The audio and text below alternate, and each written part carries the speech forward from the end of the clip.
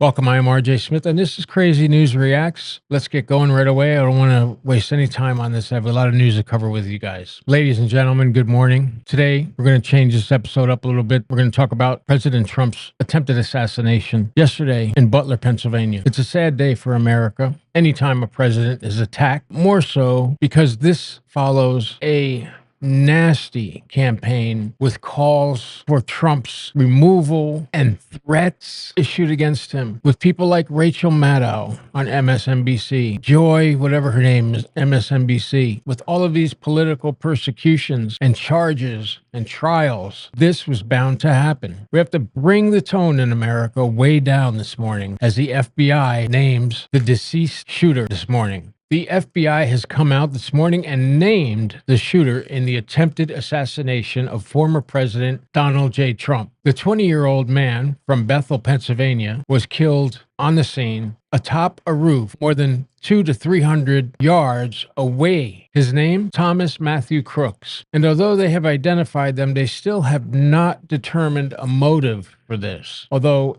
I think it's quite clear this was a politically motivated assassination attempt. This young man had such hatred in his heart that he was willing to kill not just another person, not just a human being, not just a living individual, but an ex-president and probably the future president of the United States. Last time we had something like this, guys, if you remember, was Ronald Reagan. Check this out. Is the scene as the president emerged from the Washington Hilton Hotel.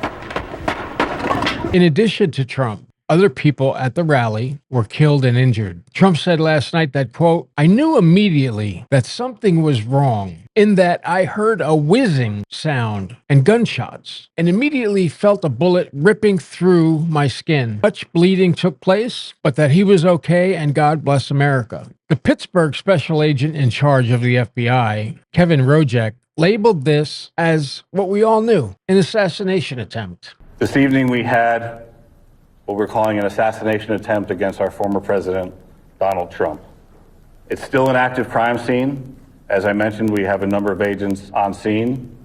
We also are working closely with other federal agencies, our state partners, and our local police partners as well. There's no calling it anything else. You have to call a pig a pig. Of course, the House Committee on Oversight is launching an investigation. The FBI has taken the lead in this. The reason is because the Secret Service dropped the ball. This is what they do for a living. The Secret Service is responsible for protecting candidates, presidents, and ex-presidents. And part of that protection is walking the scene of where a president might show up. And that includes rooftops. So the question is, why weren't the Secret Service on that rooftop, but they were on other rooftops? That, to me, seems a little bit fishy.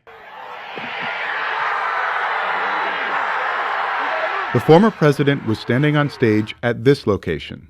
Soon after the first gunfire is heard, a video captured what appears to be the suspected shooter dead on the roof of this building.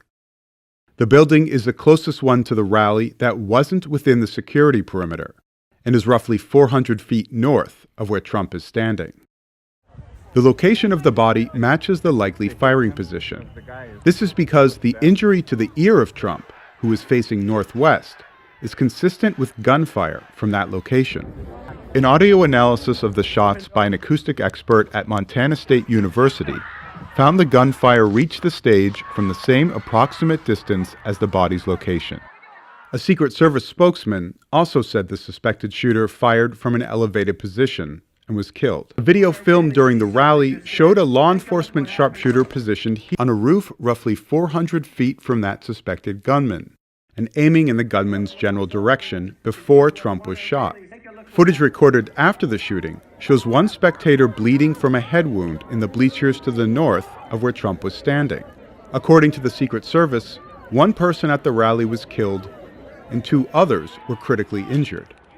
The shooting is being investigated as an assassination attempt. There was a couple pictures taken right after the incident when the Secret Service jumped on top of Donald Trump and he rose up, threw his arm up into the air, and there's this iconic photograph right here. Take a look at this. This will go into all the history books. It has everything that defines exactly what happened. You have an injured president blood on his face, arm defiantly in the air, and in the background, a clear blue sky with the American flag flapping. That will go down in history as the most iconic picture of what happened. Now, right here, we can see President Trump returning to Florida. It was late at night. Security, of course, was ridiculous.